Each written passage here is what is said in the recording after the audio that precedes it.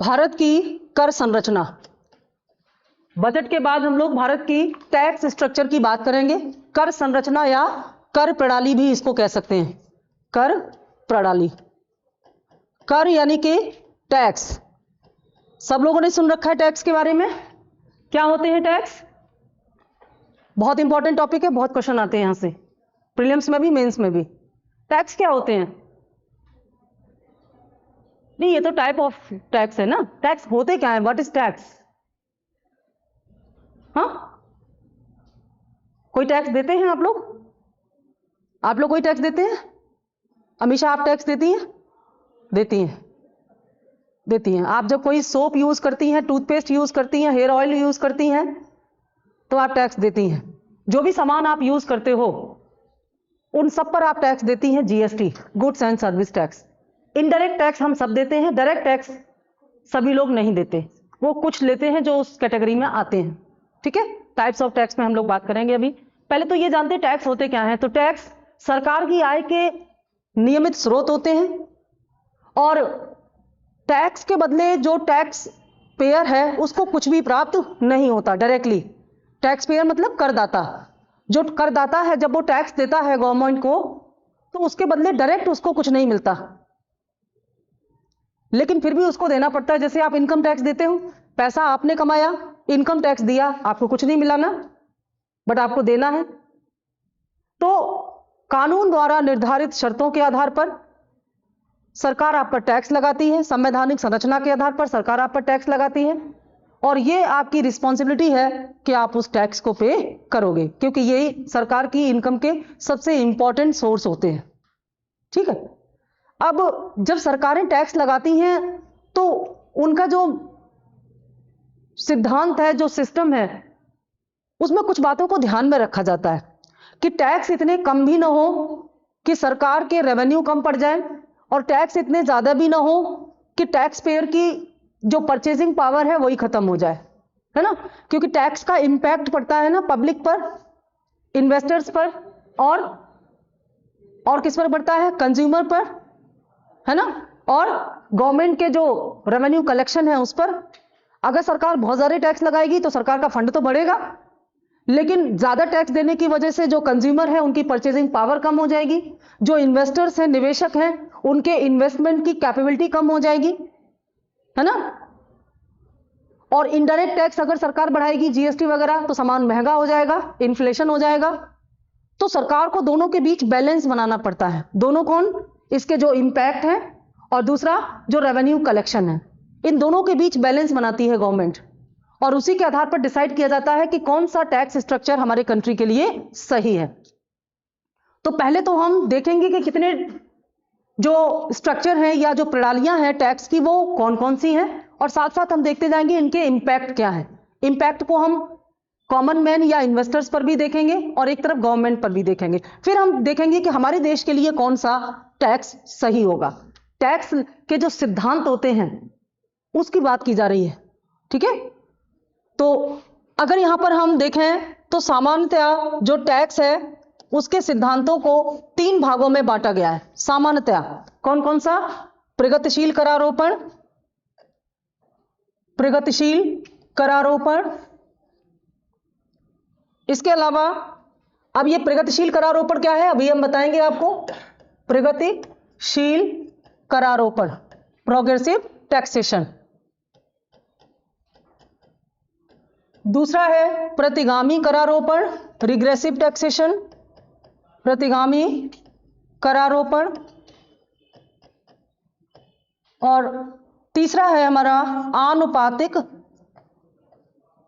करारोपण, प्रोपोर्शनेटिव taxation, आनुपातिक करारोपण।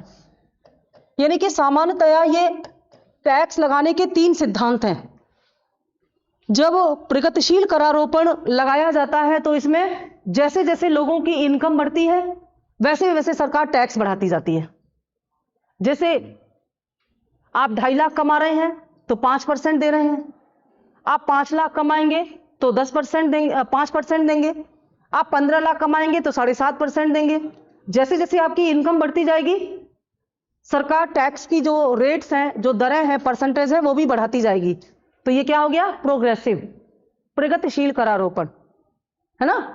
अब इस प्रगतिशील करारोपण के प्रभाव की अगर हम बात करें कि इसके इंपैक्ट क्या, क्योंकि हमें यह जानना है ना कि हमारे देश के लिए कौन सा टैक्स सुटेबल है ना, तो इसके हम इंपैक्ट देखेंगे ना। अब इंपैक्ट को हम यहां पर दो प्रकार से देख रहे हैं। एक तो सरकार पर क्या असर पड़ेगा, जब हम सरकार पर प्रभाव देखेंगे तो सरकार के राजस्व या रेवेन्यू पर असर देखेंगे। तो प्रगतिशील करारोपण में सरकार के राजस्व में क्या हो रहा है? वृद्धि हो रही है ना। प्रगतिशील करारोपण में सरकार के राजस्व में वृद्धि हो रही है, क्योंकि लोगों की इनकम बढ़ती जाएगी, सरकार के टैक्स बढ़ते जाएंगे। बट दूसरी तरफ जो यहां पर जो इसका इंपैक्ट, अब इंपैक्ट में हम जनता लिख सकते हैं, और जनता भी दो रूप में यहां पर है। कौन? एक जनता है जो उपभोक्ता है, कंज्यूमर है। इस चीज को एक नए पेज पर डिटेल्स में हम लोग समझ लेते हैं। पहले एक एक करके समझेंगे, पहले इसको समझेंगे, फिर इसको समझेंगे, फिर इसको समझेंगे, ठीक है। तो अभी हम प्रगतिशील पर बात कर लेते हैं अगले पेज पर। प्रगतिशील करारोपण, फिर पीछे अभी आएंगे। प्रगतिशील करारोपण, प्रगतिशील करारोपण में हमने क्या बताया कि इनकम बढ़ने के साथ साथ टैक्स की दरें भी बढ़ती जाती हैं। अब इसके प्रभाव पर हम लोग बात कर रहे थे, तो इसके प्रभाव को हम दो भागों में बांट रहे हैं यहां पर। पहला, इधर सरकार लिख देंगे, उधर ज्यादा जरूरत है जगह की, तो यहां सरकार के जो राजस्व हैं उस राजस्व में क्या हो जाएगा? राजस्व में वृद्धि होगी, ठीक है, राजस्व में वृद्धि होगी इस प्रगतिशील करारोपण से। तो सरकार के लिए तो बढ़िया है ये वाला टैक्स। लेकिन जो जनता है, अब जनता दो रूप में यहां पर है। दो रूप में कौन कौन सी है जनता? एक तो निवेशक के रूप में है ना। निवेशक मतलब उद्योगपति, व्यापारी, जो अपने व्यापार में पैसा लगाते हैं, नई फैक्ट्रियां, नए कारखाने, नई दुकानें, नया उत्पादन करते हैं, वे निवेशक होते हैं। इन्हें हम उत्पादक भी कह सकते हैं। निवेशक को हम और क्या कह सकते हैं? उत्पादक, है ना, प्रोड्यूसर, उत्पादक कह सकते हैं। और दूसरा प्रभाव जनता का दूसरा रूप क्या है? उपभोक्ता, कंज्यूमर, उपभोक्ता, ग्राहक, है ना। अब देखो, ये जो सरकार ने इनकम बढ़ने के साथ साथ जब टैक्स बढ़ाया तो जनता को ज्यादा टैक्स देना पड़ रहा है, चाहे वो निवेशक के रूप में हो, चाहे वो उपभोक्ता के रूप में हो। जैसे जैसे उसकी इनकम बढ़ती जा रही है वैसे वैसे वो ज्यादा टैक्स देता जा रहा है। तो इससे क्या होगा? इनके निवेश पर प्रभाव पड़ेगा। इनके निवेश में क्या हो जाएगा? कमी हो जाएगी।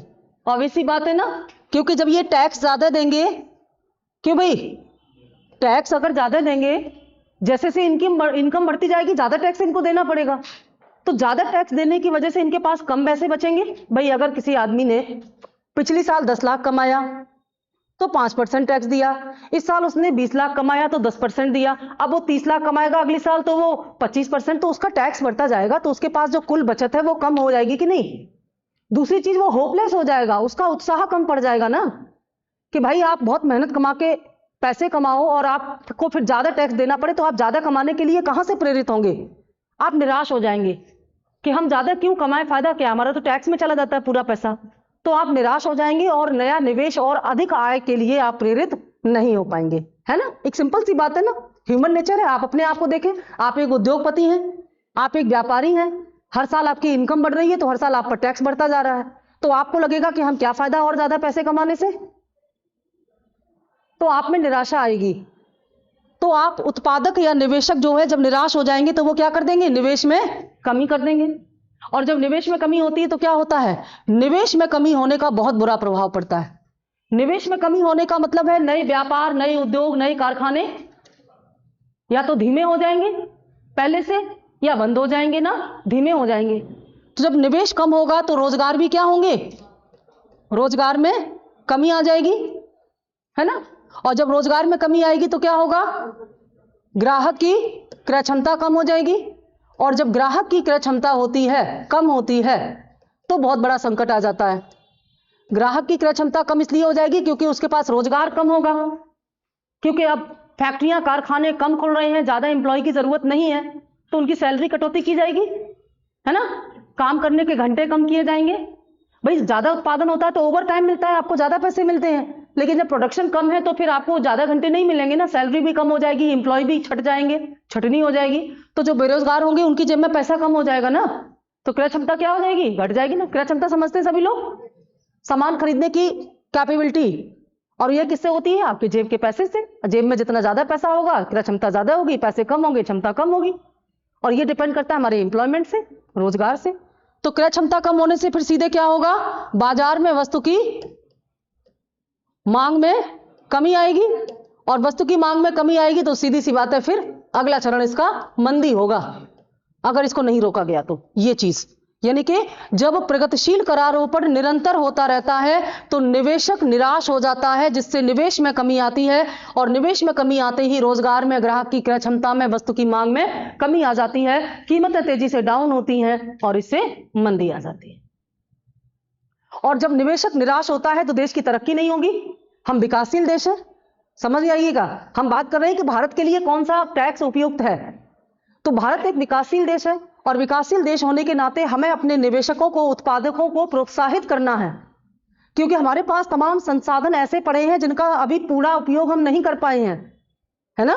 संसाधनों का पूर्ण दोहन हम अभी नहीं कर पाए हैं। तो संसाधनों का पूर्ण दोहन कौन करता है, निवेशक ही तो करता है, नई इंडस्ट्रीज, नई इन्वेस्टमेंट।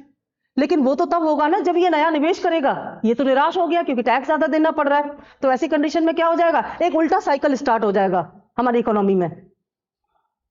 तो हमें ऐसा नहीं होने देना। इसका मतलब है कि प्रगतिशील करारोपण निरंतर देश के लिए उपयुक्त नहीं होता, कहीं तो जाके रुकना है ना। कंटिन्यूअस इनकम बढ़ती रहेगी और कंटिन्यूअस फिर टैक्स बढ़ते रहेंगे, तब तो फिर ये प्रॉब्लम हो जाएगी ना। कोई तो एक इसकी लिमिट डिसाइड करनी होगी, जैसे कि भारत में की गई है। मैक्सिमम 30% की लिमिट है ना भारत में, मिनिमम 5%, मैक्सिमम 30%, आगे बताएंगे हम आपको, ठीक है। लेकिन कंटिन्यूअस इसको बढ़ते रहने से ये समस्या आ जाएगी। अब आते हैं उपभोक्ता पर, इस पर क्या असर पड़ेगा, टैक्स लगातार बढ़ते जाएंगे तो क्या हो जाएगा। अब इस पर दो प्रकार का असर क्या पड़ेगा, अगर डायरेक्ट टैक्स बढ़ेंगे तो इसकी परचेजिंग पावर कम होगी क्योंकि टैक्स ज्यादा देगा, और इनडायरेक्ट टैक्स बढ़ेंगे तो सामान महंगा हो जाएगा। दोनों ही संदर्भ में ये क्या करेगा, अपनी डिमांड कम कर देगा, सामान कम खरीदना पड़े, कम खरीदेगा क्योंकि इसके पास पैसे, यानी कि इसकी बचत कम हो जाएगी कुल मिलाकर के, है ना। बचत में कमी होगी और व्यय में वृद्धि होगी, हो ना, सही है ना। व्यय में वृद्धि होगी और दूसरी तरफ क्या होगा, इसकी मांग में, वस्तुओं की मांग में कमी हो जाएगी, और इन सब का परिणाम फिर वही होगा जो कि वहां था, मंदी। यानी कि दोनों ही दृष्टियों से, जनता की दृष्टि से, आम आदमी उपभोक्ता की दृष्टि से और निवेशकों की दृष्टि से, प्रगतिशील करारोपण भारत जैसे विकासशील देश के लिए उपयुक्त नहीं, ठीक है। अगर ये निराश होंगे तो पूर्ति में कमी आएगी, रोजगार में कमी आएगी, ये निराश होंगे तो डिमांड में कमी आएगी, ठीक है। तो सरकार के लिए अच्छा होने के बावजूद ग्राहक की और जनता की दृष्टि से ये उपयुक्त नहीं है। तो यहां पर सही है, यहां पर रॉन्ग है, इसलिए प्रगतिशील करारोपण हमारे देश के लिए उचित नहीं है। अब ये उचित नहीं है तो दूसरे पर विचार करना होगा, भाई शायद ये ठीक हो हमारे लिए, प्रतिगामी करारोपण, रिग्रेसिव टैक्सेशन। ये जस्ट उल्टा है प्रगतिशील के। उल्टा क्या है, जैसे जैसे इनकम बढ़ेगी वैसे वैसे टैक्स घटता जाएगा। अजीब लग रहा है सुनने में, जैसे जैसे आपकी इनकम बढ़ेगी आप पर टैक्स घटता जाएगा। आप 5 लाख कमाते थे तो 20% टैक्स देते थे, आप 10 लाख कमाएंगे तो 18% टैक्स देंगे, आप 15 लाख कमाएंगे तो 15% टैक्स देंगे। जैसे जैसे आपकी इनकम इंक्रीज होती जाएगी वैसे वैसे टैक्स रेट्स जो है वो डिक्रीज होते जाएंगे, डाउन होते जाएंगे।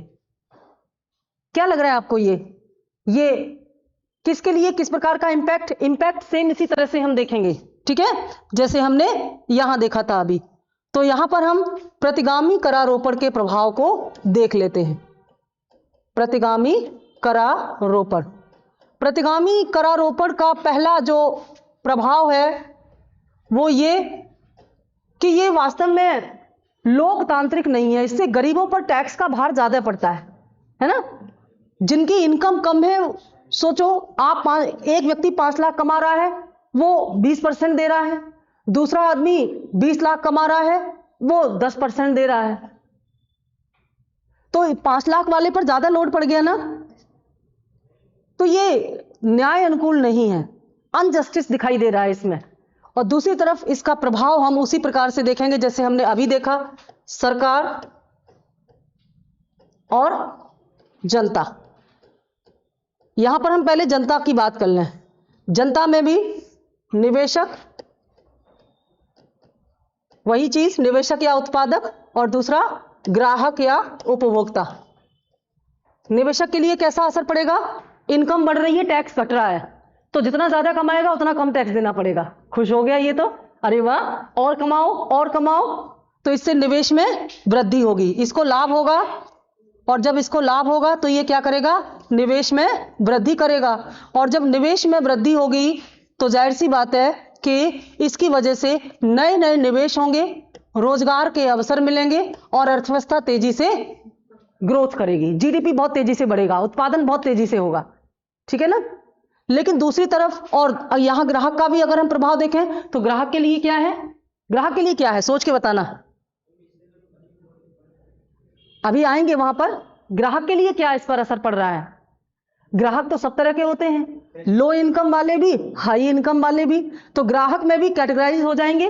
जिनकी लो इनकम होगी उन पर बैड इंपैक्ट पड़ेगा, जिनकी हाई इनकम होगी उनको बेनिफिट होगा, है ना। तो समाज में एक आर्थिक आधार पर भेद आ जाएगा, विभेद आ जाएगा। तो वास्तव में जिनकी इनकम कम होगी, ऐसे ग्राहकों पर इसका बुरा असर पड़ेगा, उनकी क्रय क्षमता कम हो जाएगी। इसलिए ग्राहकों की दृष्टि से यह अच्छा नहीं है। इनको क्या होने वाला है? इसमें हानि इसलिए क्योंकि आर्थिक विषमता इससे आएगी। अमीर और अमीर हो जाएगा और गरीब और गरीब हो जाएगा, है ना। आर्थिक विषमता यहां पर क्यों नहीं थी ये चीज? क्योंकि निवेशक वो है जिसके पास पूंजी है और वो निवेश कर रहा है, तो ये गरीब नहीं है ना। इसके पास तो पैसा है लेकिन टैक्स कम देना पड़ रहा है। लेकिन ये वो लोग हैं जिनमें कुछ लोग बहुत कम कमा रहे होंगे लेकिन फिर भी वो ज्यादा टैक्स दे रहे हैं। इस वजह से अमीर और गरीब पर इसका प्रभाव अलग अलग पड़ेगा और इनके बीच में मतभेद हो जाएगा, आर्थिक विषमता हो जाएगी। तो ये लोकतांत्रिक नहीं है, ये सामान्य जनता के अनुकूल नहीं। दूसरी तरफ सरकार, क्या असर पड़ेगा? सरकार की जो राजस्व वसूली है, जो रेवेन्यू कलेक्शन है, उस पर क्या असर पड़ेगा? कमी आ जाएगी, है ना।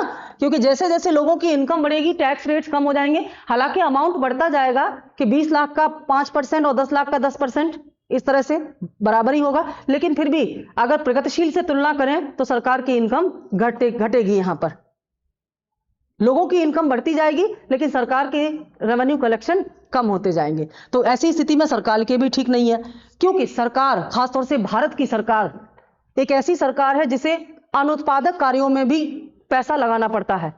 भारत सरकार को कल्याण, देखिए जब हम बात करते हैं भारत जैसी अर्थव्यवस्था, तो दो चीजें स्पष्ट हो जानी चाहिए। भारत जैसी मतलब भारत कैसी अर्थव्यवस्था? भारत जैसी अर्थव्यवस्था के लिए ये चीज उपयुक्त, अक्सर प्रश्न आते हैं ना, भारत जैसी अर्थव्यवस्था के लिए ये कैसा है, क्या है। तो जब भी इस तरह की बातें होती हैं तो भारत की अर्थव्यवस्था में दो चीजें दिमाग में बिठा लीजिए, एक विकासशील, दूसरा कल्याणकारी। समझ गए? एक तो विकासशील है, दूसरी कल्याणकारी है। इन दो चीजों की वजह से भारत की अर्थव्यवस्था एकदम अलग चरित्र पैदा हो जाता है।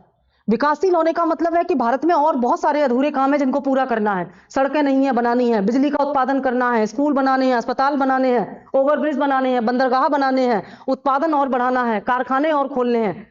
ये संभावनाएं होती ना विकासशील देशों में, इसीलिए तो हम विकासशील हैं। विकसित देशों में ये सारा मेंटेनेंस हो चुका है, हमारा हो रहा है, डेवलपिंग। समझ गए? इन सब चीजों के लिए क्या चाहिए? पैसा। अब दो चीजें हैं, विकसित, अभी हम क्या है, विकासशील बनना क्या चाहते हैं, विकसित। तो विकासशील से विकसित बनने की प्रक्रिया कैसे पूरी होगी? भारत सरकार ने लक्ष्य रखा है 2000 कब विकसित बनने का लक्ष्य कब रखा है? 2047। बिल्कुल। क्या होना है 2047 में? 1947 में हम आजाद हुए थे, तो 100 वर्ष जब कंप्लीट हो जाएंगे हमारी आजादी के, उस समय भारत अपने आप को विकसित देश के रूप में देखना चाहता है। ये लक्ष्य रखा है प्रधानमंत्री ने। इस लक्ष्य को हम कैसे प्राप्त कर सकते हैं? कौन सी जादू की छड़ी है हमारे पास? ना, अभी हम विकासशील है, विकसित बनना है हमको। कैसे बनेंगे हम विकासशील से विकसित? हमारे पास जो उत्पादन की क्षमताएं हैं उनका हमें पूरा इस्तेमाल करना होगा, मैक्सिमम जितना हम कर सकते हैं। जहां जहां जिस चीज की जरूरत है, यानी कि हमें अपनी संभावनाओं को तलाशना होगा। स्कूल बनवाने होंगे, सड़कें बनवानी होंगी, बंदरगाह बनाने होंगे, अंतरराष्ट्रीय बाजारों से हमारी कनेक्टिविटी करनी होगी, तभी तो विकसित हम बनेंगे। जब सबके पास रोजगार होगा, जब उत्पादन की कोई कमी नहीं होगी, कोई गरीब नहीं होगा, कोई अभावग्रस्त नहीं होगा, जब हर कोना कोना एक अच्छा रहन सहन विकसित होगा, तभी तो संपूर्ण देश का विकास होगा। लेकिन ये कोई छोटा तो कार्य है नहीं। अब जैसे भारत चाहता है कि भारत में जो संसाधन है उनका पूर्ण दोहन हो, मतलब ज्यादा से ज्यादा कारखाना और फैक्ट्री भारत में ही खोले जाए, मेड इन इंडिया, भारत में ही उत्पादन हो, बाहर से उत्पादन होकर के भारत में ना आए। अगर भारत को विकासशील से विकसित बनना है तो मेड इन इंडिया को आगे बढ़ाना होगा। यानी कि जो भी विदेशी कंपनियां बाहर सामान बना के लाती हैं, उनको आह्वान किया जा रहा है कि आइए हमारे देश में बनाइए, क्योंकि हमारे देश के पास सारे संसाधन मौजूद हैं। आप अपनी तकनीक लेकर के आए, पूंजी लेकर के आए और हमारे संसाधनों का तीव्र दोहन करें, इससे हमारे लोगों को रोजगार मिलेगा। हमें सबसे ज्यादा जरूरत इस समय किसकी है? एम्प्लॉयमेंट की। जब हमारे देश के लोगों को रोजगार मिलेगा प्राथमिक, द्वितीयक और तृतीयक क्षेत्र में, तो उनकी परचेजिंग पावर बढ़ेगी, गरीबी दूर होगी, बेरोजगारी दूर होगी। आधे विकसित तो हम यही होंगे। और देश का जीडीपी बढ़ेगा, क्योंकि उत्पादन बढ़ रहा है, फैक्ट्रियां उत्पादन करेंगी तो जीडीपी बढ़ेगा, प्रति व्यक्ति आय भी बढ़ेगी। क्यों भाई? तभी तो हम विकसित बनेंगे। लेकिन जिन कंपनियों को, चाहे वे हमारे देश के उद्योगपति हों या विदेशी हों, सरकार इनको कहती है आओ भारत में बनाओ, तो वे भारत में तभी तो बनाएंगे जब भारत में सारी आधारभूत संरचना मजबूत होगी, अच्छी सड़कें होंगी। क्यों भाई? अच्छा इंफ्रास्ट्रक्चर होगा, बिजली पानी जैसी मूलभूत सुविधाएं 24 घंटे उनको उपलब्ध होंगी, सुरक्षा, भ्रष्टाचार मुक्त वातावरण, अच्छी सरकार, सरकार का सहयोग, पुलिस प्रशासन, ये सारी चीजें होंगी तभी तो कंपनियां हमारे देश में उत्पादन करेंगी। चाइना इन सब चीजों में हमसे बेहतर है, तो कंपनियां भारत को छोड़ करके चाइना चली जा रही हैं, है ना? और चाइना में सामान बना बना करके भारत में बेचती हैं, बनाती भारत में नहीं है, क्योंकि ये सारा आधारभूत क्षेत्र जो कोर सेक्टर है वो चाइना का ज्यादा डेवलप है रदर देन इंडिया। तो ये इंडिया में ये जो कोर सेक्टर है जिसकी हमने बात की, ये कौन डेवलप करेगा? इनमें कौन पैसा लगाएगा? क्योंकि इन क्षेत्रों में पैसा लगाने से ज्यादा इनकम नहीं होती। सड़क, बिजली, पानी, बच्चों को पढ़ाना, मिड डे मील जैसे, हर कोई पढ़े, हर कोई आगे बढ़े, तभी तो नए ग्राहक तैयार होंगे ना कंपनियों के लिए। भाई कंपनियां हमारे देश में सामान बना रही हैं तो उनकी बिक्री भी यहाँ बाजार में होनी चाहिए ना, और उनके सामान की लागत भी कम होगा। अगर चीन में वही सामान 20 रुपए में बन जाता है और हमारे देश में 30 रुपए में बनता है, तो वो भारत में क्यों बनाएंगी? वो चाइना में बनाएंगी ना सामान। तो उनके यहाँ 20 में, हमारे यहाँ 30 में क्यों बनता है? क्योंकि उनके यहाँ लागत कम है, हमारी लागत ज्यादा है। तो लागत में क्या आ जाता है? ट्रांसपोर्टेशन से लेकर के बाकी सारे खर्चे आ जाते हैं। तो हमें अपने देश की उत्पादन लागत कम करने के लिए व्यवस्थाओं में सुधार करना होगा, और उन व्यवस्थाओं में सुधार करने के लिए पैसे खर्च करने होंगे, और ये पैसे सरकारें ही खर्च करती हैं, जिन्हें कल्याणकारी योजनाओं के माध्यम से खर्च किया जाता है। बात समझ में आई? आज सरकार मनरेगा जैसी योजनाओं के द्वारा ग्रामीण क्षेत्र के लोगों की जेब में पैसे डाल रही है, और उसी पैसे से ये लोग सामान खरीद रहे हैं। सामान किसका? किसी न किसी व्यापारी और निवेशक का है। पैसा उनकी जेब में जा रहा है, उन ग्राहकों का, लेकिन पैसे डाल कौन रही है? सरकार, क्योंकि उनके पास इतनी योग्यता नहीं कि वे बड़ी बड़ी कंपनियों में रोजगार प्राप्त कर सकें। तो भारत विकासशील देश है, इसलिए निवेश को आकर्षित करने के लिए भारत को आधारभूत संरचना में भारी निवेश करना पड़ता है, उसके लिए पैसा चाहिए। भारत कल्याणकारी है, समाज के अभावग्रस्त लोगों को विकास की मुख्य धारा में लाने के लिए सरकार को अनुत्पादक खर्च करना पड़ता है, और विकासशील और कल्याणकारी होने के कारण भारत सरकार को दोनों ही क्षेत्रों में ज्यादा पैसे खर्च करने पड़ते हैं। इसके लिए सरकार के पास पर्याप्त फंड होना चाहिए। इसलिए हमारे लिए ऐसा टैक्स बिल्कुल अच्छा नहीं होगा जो सरकार के फंड में कमी करता। बात समझ में आई? भारत जैसे विकासशील एवं कल्याणकारी देश के लिए प्रतिगामी कर की उपयोगिता समझ में आ गया कॉन्सेप्ट? इस तरह के प्रश्न आएंगे। जब तक आपको नीड नहीं पता होगी, भारत की संरचना, भारत के जो चरित्र, जो विशेषता है वो नहीं पता होगा, तब तक भारत जैसे देश का मतलब ही नहीं दिमाग में क्लियर होगा ना कि मतलब क्या है भारत जैसे देश का। जैसे प्रश्न पूछा गया है कि भारत जैसे विकासशील देश के लिए एफडीआई का महत्व बताइए। मतलब एफडीआई का महत्व पूरी दुनिया के लिए बराबर नहीं है। भारत जैसे देश, यहां भी दो बातें, ये दो बातें आज एकदम गांठ बांध के जाना यहां से। जब भी भारत जैसे शब्द आए, दो बातें स्पष्ट हो जाओ, विकासशील, कल्याणकारी। और दोनों चीज के लिए भारत को चाहिए पैसा, क्योंकि विकासशील से विकसित बनाने के लिए जो कंपनियां निवेश करेंगी वो तभी करेंगी जब सरकार इंफ्रास्ट्रक्चर तैयार कर देगी। समझ गए? और इसमें एक आता है गरीबी दूर करना, वो भी सामाजिक असमानता दूर करने के लिए सरकार कल्याणकारी योजना। भाई कौन सी कंपनी ऐसे देश में अपना पैसा लगाना चाहेगी जहां महिलाएं पिछड़ी हो, बच्चे पिछड़े हो, बुजुर्गों की हालत बहुत खराब हो, दीनहीन देश हो? अभावग्रस्त हो, लोग योग्य ना हो, शिक्षित ना हो, ऐसे देश में कोई नहीं। उन्हें योग्य, टैलेंटेड, स्किल्ड बंदे चाहिए। प्रधानमंत्री कौशल विकास कार्यक्रम सरकार ने शुरू किया सरकारी पैसे से। क्यों? क्योंकि अच्छे, टैलेंटेड, स्किल्ड उनको लेबर तैयार करने हैं, स्किल्ड उनको एक ह्यूमन रिसोर्सेज तैयार करना है जो इंटरनेशनल लेवल और अच्छी कंपनियों में काम करने के योग्य हों। तभी तो विदेशी कंपनियां या घरेलू कंपनियां हमारे देश में आएंगी। तो इसलिए ऐसा टैक्स जिससे सरकार के रेवेन्यू कलेक्शन में कमी आती हो, वो हमारे देश के लिए उपयुक्त नहीं। बात समझ में आ गई? चलो तीसरा देख लेते हैं, आनुपातिक करारोपण। इसमें क्या होता है? इसमें टैक्स की दरें फिक्स होती हैं। सरकार ने निश्चित कर दिया, जैसे सरकार ने फिक्स कर दिया 10%। 10% मतलब चाहे आप 10 लाख कमाओ या 10 करोड़ कमाओ, 10% देना है। तो इसमें टैक्स की दरें इनकम बढ़ने के साथ साथ बढ़ती जाती हैं। इसमें टैक्स की दरें इनकम बढ़ने के साथ साथ घटती जाती हैं। इसमें टैक्स की दरें फिक्स रहती हैं, चाहे इनकम में कोई परिवर्तन हो। जैसे जमींदारी बंदोबस्त था ब्रिटिशकालीन भारत में, वो भी तो टैक्स था, लैंड टैक्स था ना, लगान जिसको बोलते हैं। तो उसको स्थायी बंदोबस्त भी कहा जाता था ना, जमींदारी व्यवस्था को स्थायी बंदोबस्त भी कहा जाता था ना, क्योंकि उसमें ब्रिटिश सरकार ने टैक्स की दरें फिक्स कर दी थी। क्या था कि जमींदार जितना भी लगान वसूली करेगा उसमें से 11% अपने पास रख लेगा, 11% अपने पास रख लेगा, और बचा हुआ 89% ब्रिटिश गवर्नमेंट के फंड में जमा करेगा। ये फिक्स था, चाहे वो 100 रुपए वसूल करके लाए या 1000 रुपए, 89% ब्रिटिश गवर्नमेंट के पास जाना है, 11% वो अपने। इसलिए जमींदार ज्यादा से ज्यादा लगान लेकर के, नंबर ऑफ कलेक्शन ज्यादा से ज्यादा पहुंचा करके ब्रिटिश सरकार को खुश रखने की कोशिश करते थे। तभी तो उनका शोषण होता था किसानों का, है ना। तो वैसे ही इसमें क्या है, आप कम कमाओ या ज्यादा, टैक्स आपका फिक्स है। अब इसका प्रभाव अगर हम देखें, सोच के बताइएगा, आनुपातिक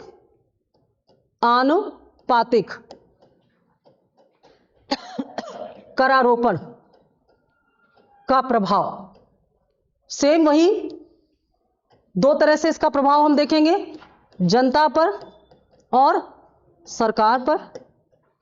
जनता में भी हम निवेशक पर और ग्राहक पर इसका प्रभाव देखेंगे। ग्राहक पहले आ जाते हैं सरकार पर। क्या प्रभाव पड़ेगा? टैक्स की दरें फिक्स है, कम कमाओ या ज्यादा। इससे क्या हो रहा है, सरकार की इनकम पर क्या असर पड़ रहा है? लगभग फिक्स हो गई है सरकार की इनकम भी, है ना। सरकार की इनकम भी लगभग फिक्स हो गई है, स्थायी रूप से बढ़ रही है, न तीव्र वृद्धि ना ही तीव्र गिरावट, है ना। और निवेशकों को कोई टैक्स से कोई प्रोत्साहन नहीं मिल रहा है। भाई टैक्स बढ़ेंगे तो टैक्स घटेंगे तो प्रोत्साहित होगा ना। जैसे प्रगतिशील में ये निराश हो रहा था, प्रतिगामी में ये खुश हो रहा था, यहां ये न खुश है न निराश है, क्योंकि टैक्सों की तरफ से अब इनको कोई प्रोत्साहन नहीं है। इनका अपना स्वयं का विकास है, जितना कर ले टैक्स से इन पर कोई खास असर न पड़ रहा है, न लाभ न हानि। जनता पर भी वही है। यहां पर क्या है, सामान्य लिख देंगे, सामान्य स्थिति रहेगी। जनता पर क्या असर पड़ेगा? ग्राहक पर। ग्राहक पर क्या असर पड़ेगा? क्यों? अगर टैक्स की दरें फिक्स होंगी तो गरीब पर ज्यादा असर नहीं, प्रभाव नहीं पड़ेगा? पड़ेगा ना भाई। वो ग्राहक जो 1 लाख सालाना कमाता है और दूसरा ग्राहक जो 10 लाख कमाता है, अगर दोनों 5% टैक्स देंगे, फिक्स हो गए, तो फिर गरीब पर ज्यादा मार पड़ेगी कि नहीं, है ना। तो जाहिर सी बात है कि इसमें भी क्या हो जाएगा, ग्राहकों में विभाजन हो जाएगा, असमानता आ जाएगी, है ना। असमानता है ना।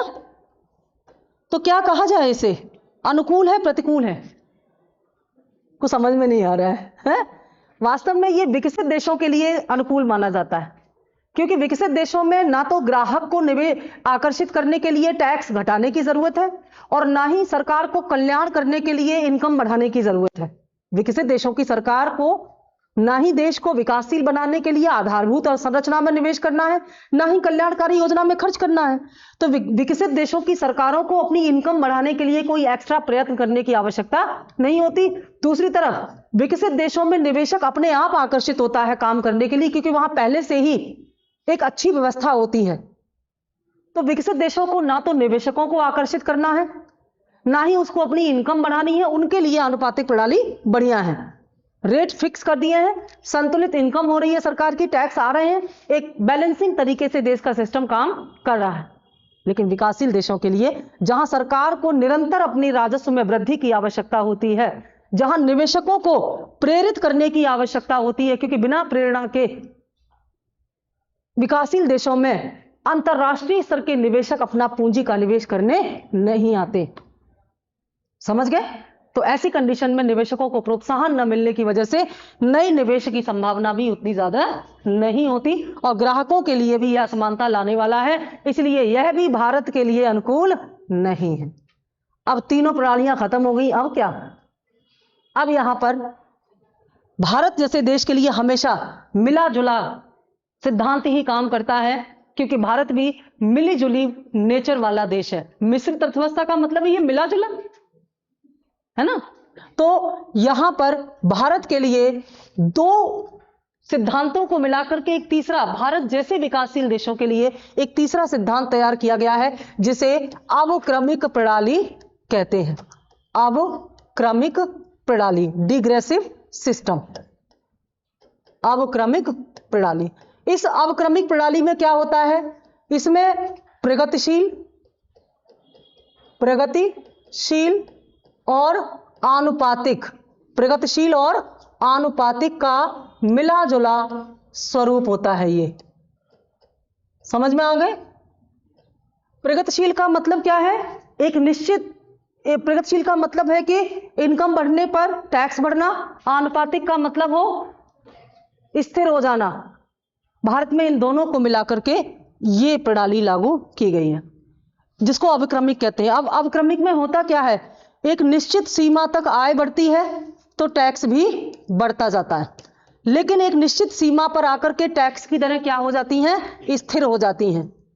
और उसके बाद इनकम बढ़ने पर टैक्स की दरें बढ़ती नहीं है। जैसे भारत में टैक्स की न्यूनतम दर 5% और अधिकतम 30, यहां पर आकर के टैक्स की दरें स्थिर हो गई हैं। उसके बाद फिर इनकम बढ़ने पर भी टैक्स नहीं बढ़ता। तो हमारे दोनों उद्देश्य पूरे हो जाते हैं। कौन सा?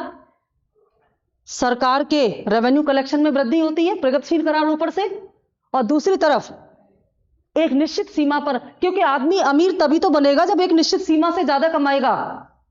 तो इससे क्या होता है? निवेशकों पर टैक्स का भार कम हो जाता है कि कोई अधिकतम चाहे जितना कमाए उस पर टैक्स उसी फिक्स दर से लगेगा। तो ऐसे में जो निवेशक होता है वह निवेश करने के लिए प्रेरित होता है, क्योंकि उसे पता है कि एक निश्चित सीमा के बाद वो चाहे जितना कमाए टैक्स की दरों में वृद्धि नहीं होगी। और वो अधिकतम सीमा है वर्तमान में 15 लाख रुपए, न्यूनतम 2.5 लाख टैक्स फ्री है भारत में, है ना। कि अगर आप 2.5 लाख कमाओगे तो आप कितना दोगे? 5%। अगर आप 2.5 लाख रुपए कमाते हो वार्षिक, तो आप 2.5 लाख कमाते हो तो टैक्स नहीं होगा, नील। 2.5 लाख पर क्या होगा? नील, कोई टैक्स नहीं, ठीक है ना। आप टैक्स दायरे से बाहर हैं। लेकिन 2.5 लाख से लेकर के 5 लाख के बीच में अगर आप कमाते हैं तो इन दोनों के बीच का अंतर कितना हो गया? 2.5। इस 2.5 लाख पर आपको टैक्स देना होगा 5% की दर से। समझ गए?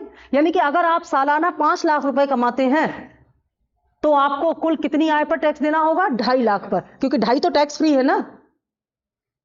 और अधिकतम 30% कब देना होगा? बीच में कई चरण हैं, आगे हम बताएंगे। अधिकतम जो देना होगा वो 15 लाख पर देना होगा। तो अगर हम इसे क्रमबद्ध तरीके से, क्या हुआ? जाना है कहीं जल्दी? बैग वैग पैक हो रहा है भाई, हमें भी जाना है, लेकिन टाइम पूरा हो जाए। मतलब बच्चे प्रेशर अप्लाई करते हैं, पेन की कैप बंद करेंगे, पेज पलटेंगे, पेन की जिप, ये सारे वो होते हैं ना, एक तरह से संकेत कि समझ जाइए हम क्या कहना चाहते हैं, पर हम ऐसी बातें समझते नहीं। अगर आपकी इनकम 2.5 लाख से 5 लाख के बीच में है तो आप 5% टैक्स देंगे। 5 से 7.5 लाख के बीच में है तो आप 10% टैक्स देंगे, 7.5 से 10 लाख के बीच में है तो आप 10% टैक्स देंगे, 15% टैक्स देंगे। भारत की बता रहे हैं 10 लाख से 12.5 लाख की इनकम है तो आप 20% टैक्स देंगे, 12.5 से 15 के बीच में है तो आप 25% देंगे, और 15 लाख आपकी इनकम है और 15 लाख से ऊपर चाहे जितनी इनकम हो तब आप 30% देंगे। तो 5% से लेकर के 30% के बीच में जैसे जैसे इनकम बढ़ रही है टैक्स बढ़ रहा है, लेकिन 15 लाख के बाद इनकम चाहे जितनी हो आपको 30% ही टैक्स देना पड़ेगा। तो जहां तक टैक्स बढ़ रहा है यानी कि न्यूनतम 5 और अधिकतम 30, ये यहां से यहां तक क्या है, प्रगतिशील करारोपण, और यहां पर क्या हो जाता है, स्थिर हो जाता है, तो ये क्या है, आनुपातिक करारोपण, और इन दोनों को मिलाकर के बन जाता है अवक्रमिक करारोपण। है ना कितना खूबसूरत। हमारे सभी प्रकार के उद्देश्य में संतुलन स्थापित होता है इस टैक्स से, और सरकार के रेवेन्यू कलेक्शन के साथ साथ इससे निवेशकों और ग्राहकों के हितों का भी ध्यान हम रख पाते हैं। क्या